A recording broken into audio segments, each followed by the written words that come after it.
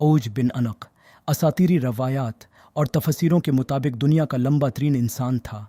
आदम के ज़माने से मूसा के ज़माने तक ज़िंदा रहा। उसकी उम्र 3500 साल थी। उसकी माँ का नाम सफूरा और बाप का नाम अनक था। ऊज का कद 3330 गुज लंबा, 3 गुज चौड़ा था। ये समंदर की गहराई से मछली पकड़कर सूरज की तपश में पकाता था। पानी उसके टखनों तक होता था।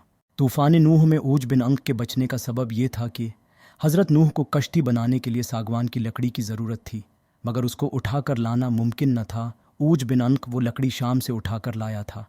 खुदा ने बोझा इस अमल उसे गरक होने से नजात दी। तफसीर मजहरी।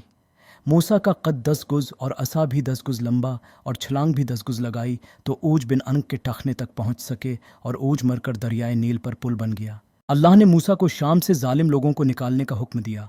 मूसा और हारून जब अपनी कौम के साथ कनान पहुंचे तो उनको हुक्म दिया कि वो मुल्क शाम जाकर वहाँ के लोगों के हालात मालूम करें। जब ये लोग वहाँ पहुंचे तो उन्होंने वहाँ एक बहुत बड़े कुदुकामत वाला इंसान देखा, जिसने जब उनको देखा तो उनसे उनके बारे पूछा तो उन्होंने उसे अपने बारे में बताया। तो उसने उन सबको पकड़ लिया और साथ ले गया और अपनी बीवी से कहने लगा, देखो ये सब मेरे साथ लड़ने के लिए आए हैं। ये कहकर उन्हें ज़मीन पर रख दिया ताकि उन्हें चिवंटी की तरह पाँव से मसल दे। तो उसकी बीवी ने कहा, उनको छोड़ दो, ये कमज़ोर हैं। वापस आकर उन्होंने सब बातों के बारे मूसा को बताया। कौम ने वाक़या सुना तो जंग से कतराने लगे और वापस मिस्र की तैयारी में जुट गए।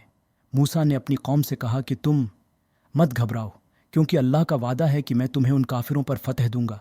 तो कौम ने कहा, ए मूसा, तो जानी और तेर रब दोनों जाकर उनसे लड़ो, हम तो यहीं बैठे रहेंगे। मूसा हारून के हमरा मुल्क की शाम रवाना हो गए। जब ऊज ने उनको देखा तो चाहा कि पकड़कर चिंटी की तरह मसल दे। मूसा का कद 70 फट था और उन्होंने 70 फट अच्छल कर अपना ईसा, जो कि मूसा के कद के बराबर था, अवज बन उनक के टखने पर मारा, जिससे वो गर कर हलाक हो गया। कहा जाता है मूसा ने उसके ढांचे को उठाकर दरियाए नील पर रख दिया और एक अरसे तक वो ढांचा दरियाए नील पर गुजरगाह का काम देता रहा।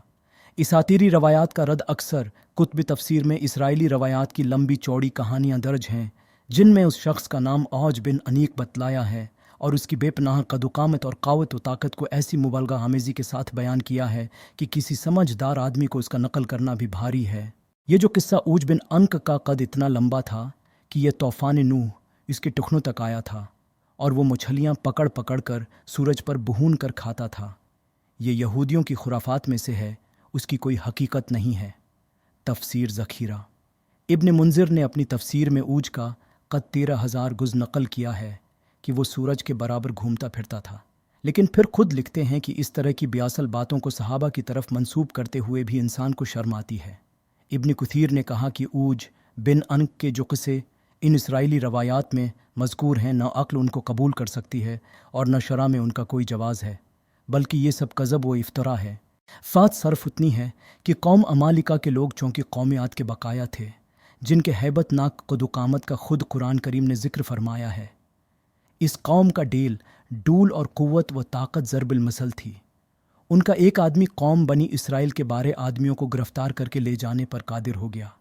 ये तूफ़ान नूह में था, ताहिम पानी इसके घटनों तक भी न पहुंचा था। ये महज लघु और बिल्कुल झूठ है, बल्कि कुरान के ख़िलाफ़ है।